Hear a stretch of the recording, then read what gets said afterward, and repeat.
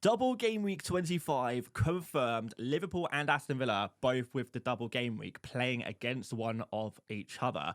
This is really interesting because Aston Villa faced Ipswich at home first and then faced Liverpool at home, which is quite a nice double for them. But Liverpool as well, Wolves at home and then Aston Villa away. So I think both of these teams genuinely have good double game weeks because the first fixture they'll play within the double is really nice. So Liverpool players, I think most people are going to have triple Liverpool, 3 Liverpool players / managers already in their team. But who would you say are the top 3 in order of priority?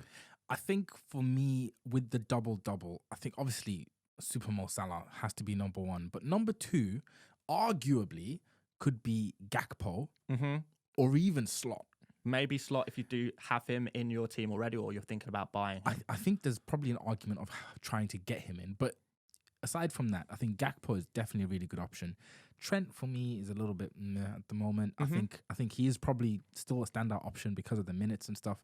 But I don't know if he'll be there. I think he'll be available. I think he'll be fine. What about Aston Villa then? Because I don't see too many people with too many Aston Villa players right now. The odd person might have Rodgers or Watkins, who has picked up an injury, but he's another player who I think is going to be back and ready in time for game week 25. We don't think the injury is too significant. So would you be looking at buying Rodgers, buying Watkins for double game week 25? Yeah, I mean, their defense I would just completely ignore. But I think Rodgers, and if you can squeeze a Watkins, would be really good. Like, Rodgers, for me, you have to have him. It's like 5.3, 5.4, however much he is. He's the cheapest chips. Just get him in.